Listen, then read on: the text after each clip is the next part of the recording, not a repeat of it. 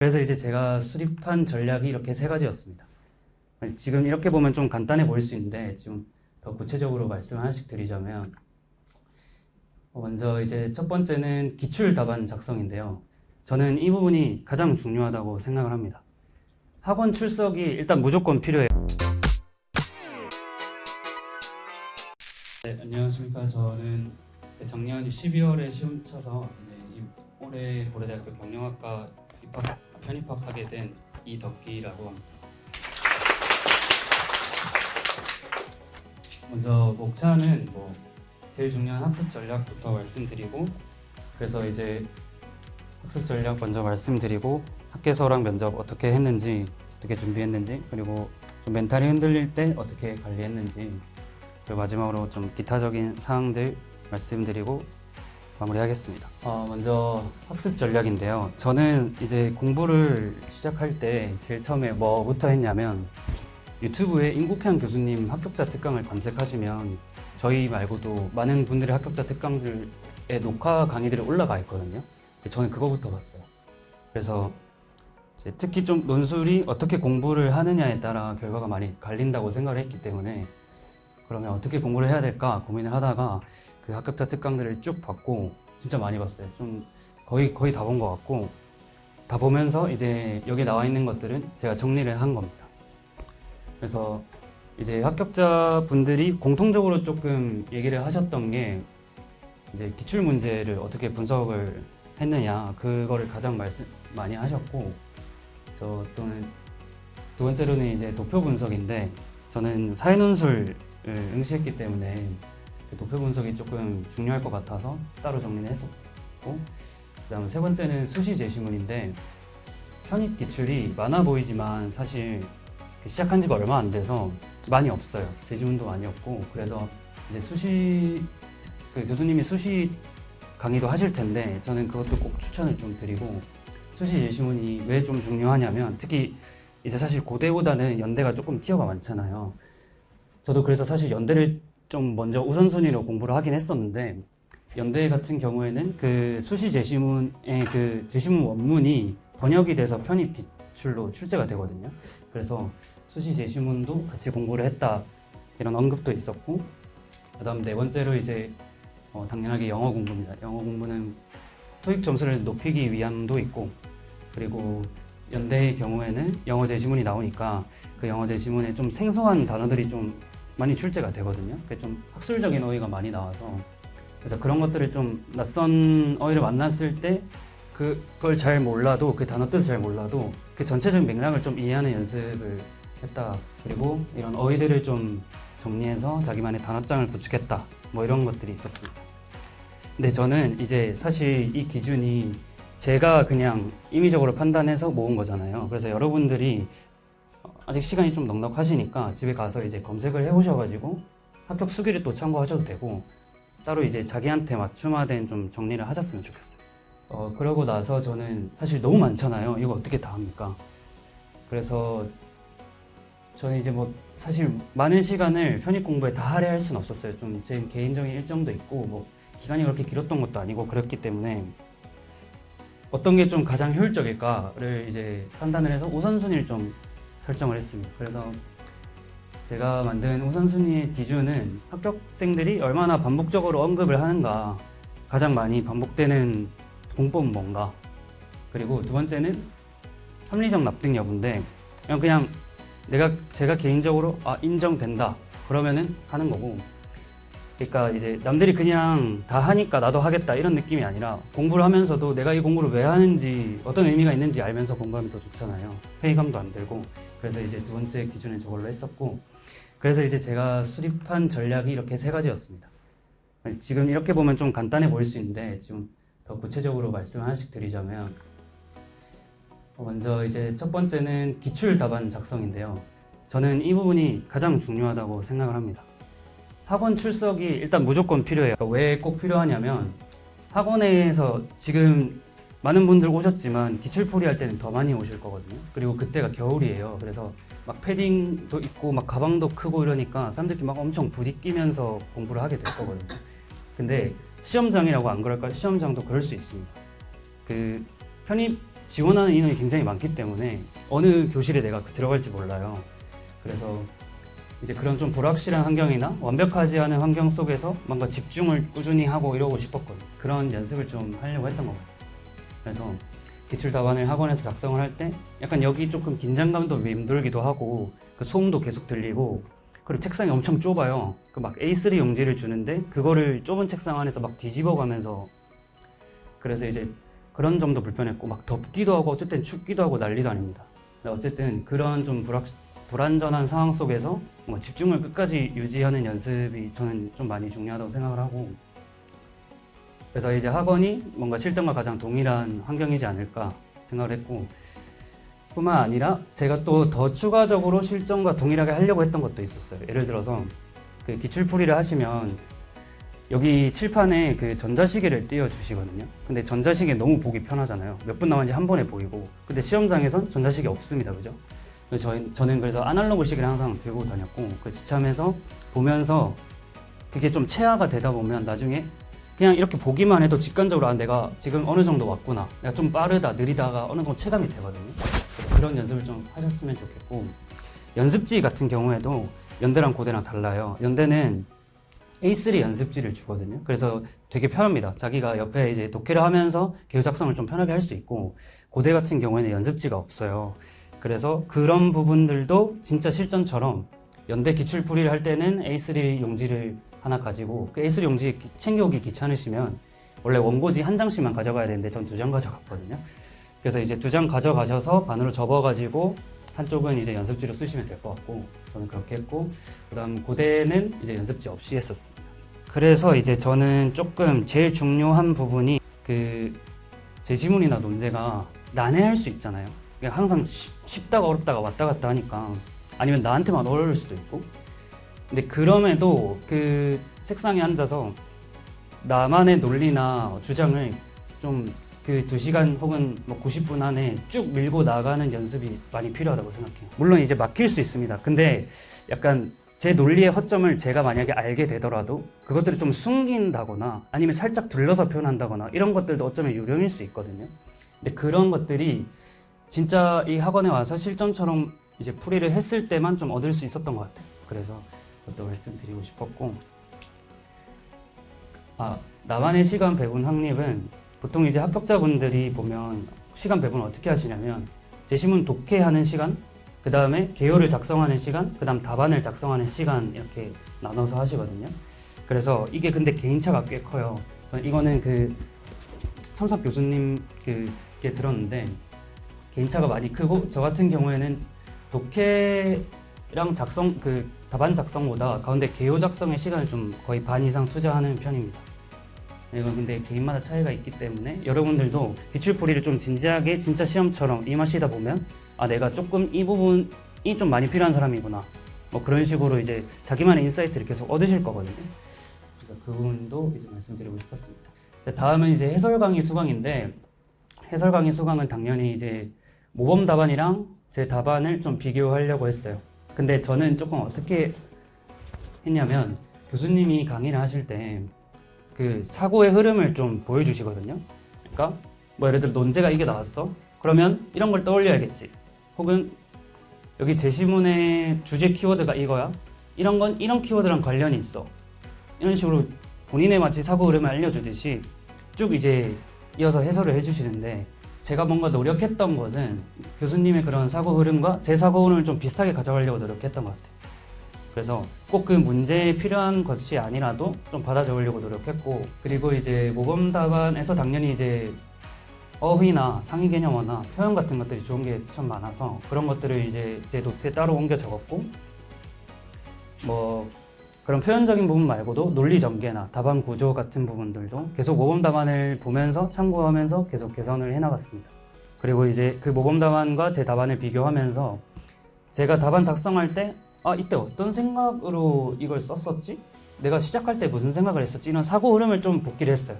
그러고 논리적 비약이나 뭔가 불필요한 과정이 개입된 지점을 찾으려고 노력했거든요. 그 글 안에서 말고 제 생각 안에서 그래서 내가 이 생각이 문제구나 이런 것들을 좀 구체적으로 적으려고 했던 것 같습니다. 그래서 이 첫 번째 기출 답안 작성이랑 두 번째 해설 강의 수강에서 얻은 인사이트들을 세 번째 이제 노트 작성에 저는 모았는데요. 노트는 이제 크게 두 권을 준비하셔도 되고 저 같은 경우에는 앞부분 뒷부분 나눠서 했습니다.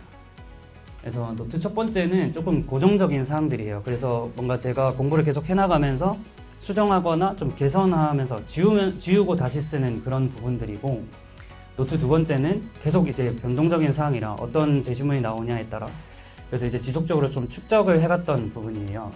그래서 첫 번째 노트 첫 번째 거에서는 뭐 문제별 답안 구조를 제가 정리를 해놓는다던가 아니면은 학교별 시간 분배가 나한테는 이 정도 시간이 좀 적정했다 이런 것들이 있을 수 있고, 첫 문장 요것도 이제 첫 문장 이렇게 적어놓으면 잘 이해를 못 하실 것 같은데, 그러니까 저는 약간 완벽주의가 있어가지고요. 어떤 게 좀 힘들었냐면 답안 작성을 할 때 첫 문장 적기가 힘들었어요. 그러니까 첫 문장부터 뭔가 딱 잘 써야 나 이거 진짜 시작인데 나 잘해야 하는데 뭔가 이런 압박감이 있어가지고, 그래서 어떻게 했냐면 그냥 논제별로 첫 문장에 내가 쓸만한 표현이나 문장 구조를 그냥 정해놨어요. 그냥 정해놓고 아무 생각 없이 기계적으로 첫 문장을 쓸 수 있도록 좀 그렇게 했던 것 같고, 그런 첫 문장을 좀 손쉽게 접근을 하면 그 다음 문장들도 좀 편하게 이어갈 수 있었던 것 같습니다. 그 다음 당연하게 이제 반복적으로 저한테 보이는 약점들이 스스로 보일 거고, 그런 것들을 이제 적어놓고, 또 이제 중요한데 제가 뭔가 놓친 부분들은 유의사항으로 좀 적어놨던 것 같습니다. 학교별 시간 분배 뭐 이것도 이제 사실 사람마다 달라가지고 제가 구체적으로 적진 않았는데, 근데 저의 이제 예시를 들어드리면, 예를 들어서 뭐 고대 2원, 연대 1원 기준으로 저는 독해를, 그러니까 10이라고 치면 독해를 3 정도 했고, 그 다음에 개요 작성을 5로 했고, 그 다음에 답안 작성을 2로 했습니다. 그래서 개요 작성을 좀 많이 한 편이고, 다른 분들은 답안 작성을 조금 더 길게 하시는 분들도 많았어요. 그런 좀 만약에 그렇게 하면 조금 더 문장력이나 표현력이 더 좋아질 수 있을 것 같긴 합니다. 그래서 개인차가 있고, 또 고대가 1번, 2번이 있잖아요. 첫 번째 문제가 그 요약 문제인데, 두 번째는 좀 긴 1400자짜리고 첫 번째는 400자짜리 요약이거든요. 근데 이것도 뭐 이제 사람마다 다르지만 저는 2번 문제를 풀고 1번 문제를 넘어갔어요. 그래서 2번 문제를 뒷장을 펼쳐서 2번을 먼저 풀고 그 다음에 1번을 풀었는데, 그렇게 하는 게 저한테 엄청 효율적이더라고요. 그래서 이제 그런 부분들도 여러분들이 필연적으로 뭔가 시행착오를 겪으시면서 자기한테 맞는 방법을 좀 찾아가시면 될 것 같고, 그리고 그런 데이터가 계속 쌓이면서 내가 이거 할 때 몇 분 정도 필요한지 계속 보여요. 그래서 저 같은 경우에는 그 고대 2번을 적고 1번을 넘어갈 때 8분만 남아있으면 된다라는 안정감이 있었어요. 그러니까 8분이 말도 안 되는 것처럼 느껴질 수 있지만 2번을 풀 때 1번에 대한 독해를 엄청 자세하게 이미 해놨기 때문에 사실 그 보면서 그냥 이렇게 휘날렸으면 금방 쓸 수 있습니다. 그래서 이제 2번 문제를 다 풀고 1번으로 넘어갈 때 한 10분 정도 남았다, 그래도 난 할 수 있다, 이런 생각이 있거든요. 그래서 만약에 이제 몇 분 안 남았다, 10분도 빠듯하다라고 2번 작성 중에 느껴지면 조금 더 속도를 내야 하는 거고, 이런 뭔가 그 시험 시간 전체적인 그 시간 안에서 내가 어느 지점에 있는지를 조금 공부를 하면서 얻을 수 있었던 것 같습니다. 그리고 노트 두 번째는 당연히 이제 모범 답안 표현, 그리고 상위 개념어, 상위 개념어는 유의어나 반의어들을 좀 포함한 거고, 그 다음에 맞춤법이나 띄어쓰기, 제가 띄어쓰기를 잘 못하더라고요. 그래서 띄어쓰기 이런 것도 좀 적어놨고, 한자어나 서술어 이거는 한자어가 되게 어렵거나 생소한 것들이 많을 수 있어서 그런 것들 사전 찾아가면서 좀 적었고요. 서술어는 그러니까 우리가 답안을 쓸 때 뭐 예를 들어서 원인과 결과가 특히 좀 그런데 너무 많은 표현들이 있잖아요. 이게 이렇게 돼서 이게 이렇게 됐다, 이런 게 뭐 예를 들어 이제 좀 안 좋은 거라면 초래했다, 뭐 그냥 중립적인 표현이라면 이끌어냈다, 뭐 이런 식으로 많은 표현들이 대체가 될 수 있잖아요. 근데 그 답안을 작성할 때 그게 너무 겹치면 좀 표현이 좀 불편하게 읽힐 수 있으니까 그런 부분들도 좀 준비를 했던 것 같습니다. 이제 좀 특히 제가 강조드리고 싶은 점은 상위 개념어인데, 교수님께서 너무 말씀을 항상 강조를 해주셔서 잘 알고 계시겠지만 상위 개념어가 왜 중요하다고 저는 생각을 하냐면, 사실 독해의 모든 게 저는 상위 개념어라고 생각해요. 왜냐하면 이제 논술 시험을 보는 것 자체가 어떤 단편적인 사례를 보고 그걸 일반화해서 생각을 하고, 그 일반화한다는 것 자체가 그 사례에 대한 본질을 좀 통찰할 수 있느냐를 보는 것 같기 때문에, 그리고 그걸 일반화했을 때 다른 것들과 비교도 할 수 있고 뭔가 평가를 할 수도 있잖아요. 그래서 예를 들어서 이제 두 제시문에서 상위 개념어 A, B가 나온다. 그 A, B를 조금 대비가 되는 구도로 제가 정리를 해놓으면 비교가 되는 것이고, 뭐 A를 바탕으로 B를 평가한다고 하면 A와 B의 그 상위 개념어가 유사한 맥락이라면 뭐 타당하다고 평가할 수 있다거나 아니면 맞다고 설명할 수 있는 부분이겠죠. 반대로 이제 대립적으로 상위 개념어가 도출이 되면 당연히 부당하다고 하다거나 아니면 반박할 수 있는 지점이라던가 설명할 수 없는 부분이 되겠습니다. 그래서 상위 개념어는 특히 저는 기출 논제 내에서 말고도 좀 추가적으로 정리를 했고, 그 추가적으로 정리할 때 GPT 도움을 좀 많이 받았어요. 그런 계층 개념어에 대해서 GPT 많이 알고 있으니까, 그래서 쭉 이제 GPT 도움 받으면서 상위 개념어를 좀 정리하는 거의 집착 수준으로 진짜 열심히 했습니다. 그 다음에 이제 거의 중요한 부분은 거의 다 했고, 근데 합격하고 했었는데요. 저는 면접이랑 합계서 모두 그 교수님 특강을 다 들었어요. 그래서 진짜 솔직하게 말하면 그냥 특강 그대로만 하시면 됩니다. 교수님 말씀하시는 내용 그대로만 진짜 하면은 충분하고, 그리고 이제 제가 조금 더 신경 썼던 부분이 있는데, 저는 이제 합계서를 어떻게 적었냐면, 사실 연대는 이렇게 못 적었어요. 연대는 좀 제가 이렇게까지 못했고, 고대를 어떻게 적었냐면, 그 고대 홈페이지 들어가면 그 교수님들 정보를 쭉 볼 수 있거든요. 근데 교수님이 진짜 많아요. 특히 경영대학은 정말 많고, 그래서 그 부교수님이랑 조교수님을 좀 제외하고 교수님들 좀 추렸어요. 어떻게 추렸냐면, 그나마 제가 좀 관심이 있는 분야 교수님은, 뭐 예를 들어서 제가 회계 쪽에 관심이 없는데 회계 교수님을 뭔가 저격해서 제가 학계서를 쓸 수는 없잖아요. 그래서 이제 제가 관심 있는 분야 교수님을 선별을 했고, 그 교수님들 논문을 좀 검색을 했습니다. 제 기억에는 한 4-5분 정도 선별했던 것 같아요. 그래서 이제 그분들 그냥 논문 검색해보고, 최근에 그분들이 어떤 주제로 쓰셨는지, 또 핵심적인 뭔가 키워드나 개념어가 있는지, 그런 것들을 이제 GPT한테 막 물어봤어요. 그렇게 하면서 이제 공부를 했고, 아, 이거는 내 경험이랑 좀 이을 수 있다, 아니면 내 관심사랑 너무 있다, 그러면은 그거를 이제 학계서에 반영을 했습니다. 이때 이제 뭐 좀 티나게 하기보다는 제가 이제 학문적 맥락을 잘 이해하고 있습니다, 이런 인상을 좀 주게 약간 넌지시 개념어를 좀 깔았고, 제 생각에는 이게 좀 유효했던 것 같아요. 그래서 이제 공유를 드리는 거고, 그 다음은 이제 면접입니다. 면접은 사실 뭐 논술 학계서 면접을 봤을 때 저는 논술이 제일 중요하다고 생각하거든요. 왜 이렇게 생각을 하냐면, 사실 공부할 때도 아마 논술이 제일 중요하지 않을까? 이렇게만 생각을 했는데, 그 저희 편입 동기끼리 막 밥을 먹거나 이러잖아요. 들어가면 친해지거든요. 그 밥을 먹을 때 면접에 대해서 얘기를 많이 했는데 공통적인 사항이 딱히 없었어요. 그냥 보통 이제 학계서 기반으로 질문을 하시고, 사실 이건 진짜 제 개인적인 생각이라 참고만 하시면 될 것 같지만 교수님이 그냥 대충 보십니다. 왜냐하면 너무 많은 사람들을 보고, 그리고 저도 사실 좀 너무 힘들어가지고 막 그렇게 최선을 다하지 못했던 거예요. 왜냐하면 한 4시간 기다리거든요. 아침 일찍 가가지고. 근데 뭐 그때 뭐 핸드폰 뭐 이런 거 할 수도 없고 계속 이런 거 보다 그냥 졸다가 이러고 있는데, 근데 들어가면 5분 봐요. 근데 자기소개하면 한 2-3분 남아요. 2-3분 동안 뭔가 그런 유의미한 질문을 사실 할 수가 없기 때문에, 그래서 제 생각은 뭐냐면, 뭔가 면접에서 플러스를 노리시기보다는 마이너스를 방지하시는 게 좋을 것 같다. 그러면 마이너스를 어떻게 방지하느냐? 첫 번째는 학계서 문장을 좀 꼼꼼하게 공부를 하셨으면 좋겠어요. 그러니까 제가 아까 말씀드린 대로 교수님의 논문에서 어떤 키워드를 가져와 가지고 제가 학계서에 반영을 했으면 적어도 그 키워드가 뭔지는 알아야 되잖아요. 그 키워드가 무슨 의미가 있고, 그리고 그 키워드랑 나랑 어떻게 연결되고, 이거는 좀 자세히 설명할 수 있어야 해서 이제 그런 부분이 있고, 두 번째는 이제 교수님께서 면접 그 특강 하실 때 기출 질문을 주십니다. 기출 질문을 정말 많이 주시는데 그걸 다 대비할 수는 없고, 사실 그냥 저만의 하나는 스토리 라인을 이렇게 좀 구축을 해놓는 거죠. 뭐 예를 들어 러닝이라고 하면 좌우명이 뭐예요? 하면 뭐 그냥 러닝 관련된 달리자입니다, 뭐 이런 식으로. 그러니까 지금 좀 이상한데, 그러니까 뭐 취미가 뭐예요? 물어보면 러닝이라고 하고, 스트레스 해소법이 뭐예요? 물어보면 러닝이라고 하면서 그 러닝에 관련된 제 스토리를 쭉 얘기하는 거죠. 그래서 뭐 질문이 한 30개 있으면 스토리를 한 5개만 구축해놔도 그냥 전체적으로 대답할 수 있게 그런 식으로 준비를 했었던 것 같아요. 근데 저는 사실 그 기출 질문 이런 막 좌우명, 취미 이런 것보다 그냥 학계서 질문이 훨씬 더 비중이 높다고 생각하긴 합니다. 그 다음에는 뭐 멘탈적인 부분인데, 제가 이 부분은 제가 사실 뺄까 하다가 그냥 이제 혹시 저랑 비슷한 생각이나 고민을 하신 분이 있을까봐 넣은 건데, 이제 편입 공부를 하는 결정 자체가 어떤, 그러니까 의사 결정이잖아요. 근데 저는 뭔가 그 편입 공부할 때 뭐 어느 대학을 지원하지, 뭐 어떤 공부법을 하지, 어떤 강사님을 선택하지, 어떤 학원을 다니지, 시간 얼마나 투입하지, 뭐 이런 식으로 오늘 할 일은 어떻게 모든 게 다 선택이었기 때문에.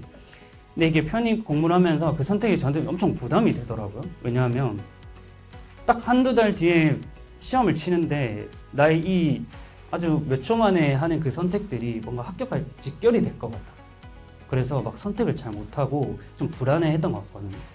그래서 이제 막 불안에 떨고 있을 때 뭐 이 교수님의 얘기를 읽었으면 지금 잘 안 보이기는 하는데, 이제 경제학 교수님이시고, 이제 교수님이 얘기하시기로는 뭔가 사람이 제한된 정보 속에서 그냥 이제 자기가 최선이라고 생각하는 의사결정을 할 수밖에 없다. 완벽한 결정은 없고. 그래서 이제 사실 뭔가 합리적인 선택을 하기 위해서 해야 하는 게 뭔가 더 많은 정보나 어떤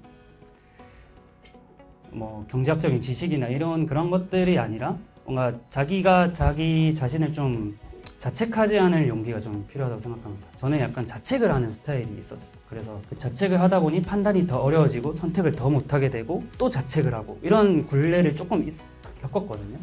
그래서 이제 완벽한 판단은 없고, 여러분들이 뭔가 하시는 그런 판단들이 과거에 내가 내린 최선의 노력의 결과물일 뿐만 아니라 지금 당장엔 그게 최악의 결과 같지만 조금 더 미래로 가면 더 좋은 결과의 초석일 수도 있는 거잖아요. 그래서 이제 쉽게 판단하지 마시고 자책하지 마시고 뭔가 자기 자신을 뭔가 계속 응원하시면서 공부를 하시면 어떤 이런 중대한 결정처럼 느껴져서 저는 정말 실존적 위기처럼 느껴졌거든요. 뭐 예를 들어서 오늘 공부를 뭘 할지 이런 진짜 사소한 것들도 자기가 자신을 응원할 수만 있다면 뭔가 그런 중대한 결정들도 사소하게 만들어주고, 수많은 변수가 존재해서 한치 앞을 볼 수 없는 세상에서 뭔가 진짜로 중요한 게 뭔지 알 수 있게 해주는 것 같아요. 그래서 이 경제학 교수님의 말을 전 많이 들었습니다. 그 다음으로는 그 아시는 분도 계실 텐데 그 허준희 교수님 아시나요? 그 서울대 졸업 축사하신 분인데 그분이 한 연사가 저는 되게 인상 깊게 들었거든요. 뭐 비슷한 맥락이라서 제가 뭔가 따로 언급은 더 안 하겠습니다만, 혹시 모르시는 분은 뭐 의미의 폭력과 무모순 이렇게 검색하셔도 나오고 아니면 서울대 허준이라고 검색하셔도 나옵니다. 그래서 이분도 이제 마찬가지로 뭔가 타인이 의미와 무의미의 폭력을 할 때 어떻게 내가 내 기준을 세워서 나갈 건지 뭐 그런 거에 대해서 말씀을 하시거든요. 뭐 그러니까 사람들이 그러잖아요. 뭐 예를 들어 사실 저는 편입 결정 자체도 그랬어요. 저 나이가 좀 있기도 하고 이 나이에 이제 와서 편입 왜? 그 의미가 있어? 라고 의미의 폭력을 가하는 거죠. 그 사람의 의미를 저한테 뭔가 폭력을 행사하는 거죠. 아니면 무의미가 될 수도 있습니다. 너 지금 편입 공부한 거 의미 없어. 좀만 지나면 그거 다 의미 없는 짓일걸? 이렇게 저는 압박을 많이 받았거든요. 그런 것들 속에서 뭔가 이제 허준희 교수님 말씀하시는 내용을 보면 뭔가 내 자신 안에서 내 기준 안에서 모순이 없다면 충분히 떳떳해져도 된다. 이런 거를 제가 좀 많이 배워서 이 영상도 검색해 보시면 좋을 것 같습니다. 그리고 이제 기타 사항인데요. 그냥 부차적인 요소들 그냥 좀 모아놨는데, 먼저 합격을 합리적 유추에선 저는 이제 공부하면서 제가 개인적으로 느낀 걸 수도 있습니다만, 그러니까 고대 같은 경우에는 엄청 논리의 정합성을 많이 보는 것 같았어요.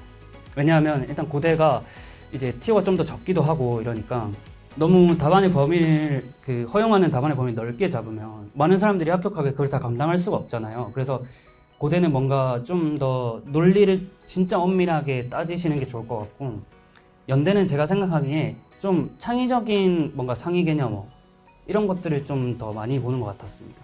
사실 교수님이 더 잘 설명해 주실 거긴 한데 제 개인적으로 그렇게 생각을 하고, 그 다음에 이제 시험 당일에는 사실 이것도 합격자 공통사항들이 있었던 얘기들이거든요. 뭐 필기구를 어떤 걸 써라, 수면 패턴을 어떻게 해라, 마인드 컨트롤을 어떻게 해라, 핫팩을 들고 가라, 아니면 시험 당일에 뭐 빈 원고지를 들고 가서 손을 풀어라, 아니면 뭐 초콜릿을 챙겨서 이제 당을 이용해라, 뭐 옷은 어떻게 온도가 될지 모르니까 얇은 걸 여러 개 입고 가라, 뭐 이런 여러 가지 사항들이 있습니다만, 저는 이제 개인적으로 크게 뭐 의미가 있다고 생각 안 해서 저는 안 했지만 수면 패턴 저 부분은 되게 중요한 것 같아요.